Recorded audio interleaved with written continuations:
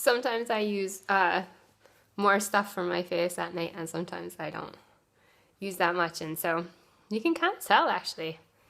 It kind of depends on how much skincare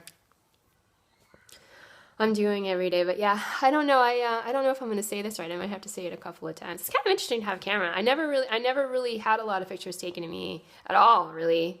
And only got a smartphone a couple of years ago, and only started using the camera to talk, like film myself talking, I don't know, last year sometimes. So, it's kind of interesting. But I'm not really used to recording my talking like this. I'm not really used to that. But yeah, so I was thinking about something. It's the world of online. I'm not sure. I'm not really. I don't really have contact with people who are, 20 years younger than I am, or teenagers or anything. I'm not a parent. I don't really know anybody who's that age. I'm around them at school, but I'm doing school, and I'm not socializing there. It's really, and it wouldn't really be appropriate for me to socialize really with people that age. So I don't really know how they deal with the internet. I don't really know. Excuse me. I think I'd like to think that they are dealing with it.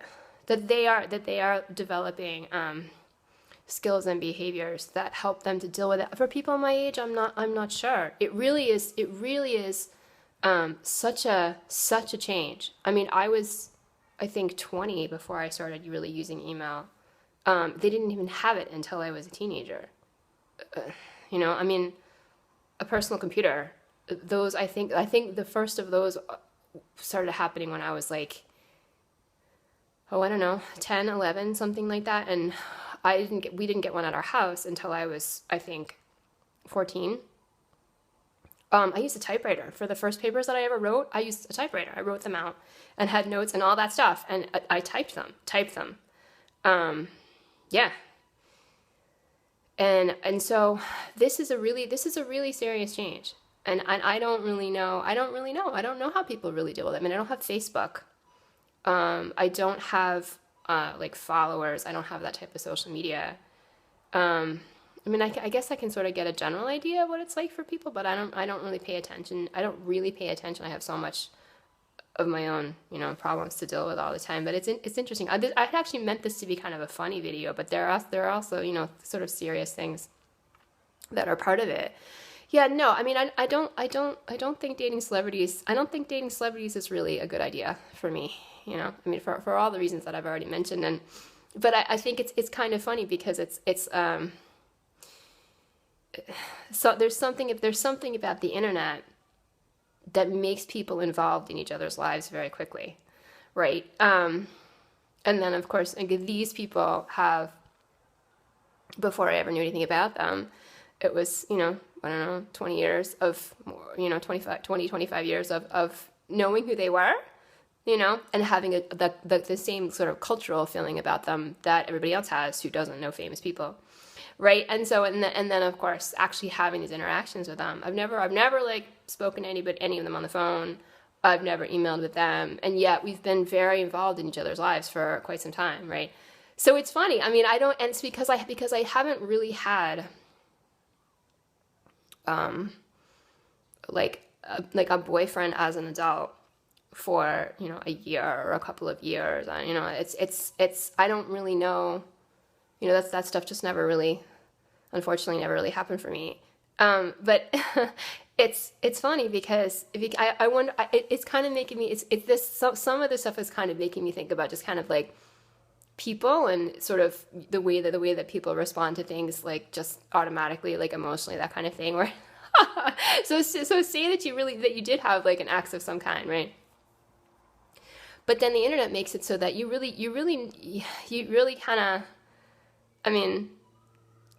it makes distance really not the same as it was before the internet, right? So you have to be kind of disciplined about your emotions and your reactions to things, right? You really do. You have to be paying attention to how you're feeling and what you want to be doing, and make sure that what you're doing is what you're doing is consistent with the decisions that you're making, right?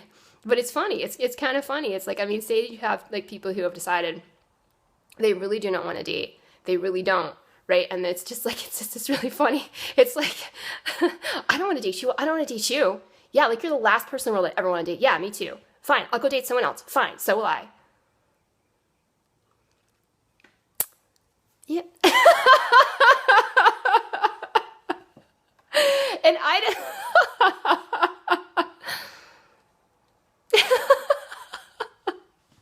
I'm dating someone else now. I'm dating someone else. I'm dating someone else, right? Fine. And I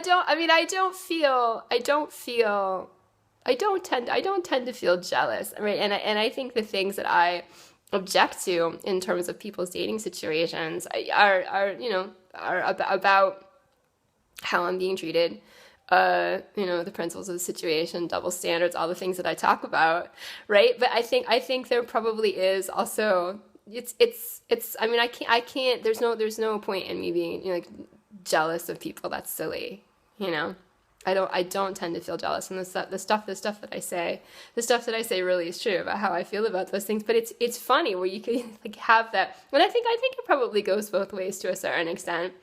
I mean, even as stigmatized and degraded as I am, and like ridiculed and all that stuff, there's also that question of like, is it? I don't even remember if the word is proprietary or proprietary. I can't remember. Right, that sort of initial, just like.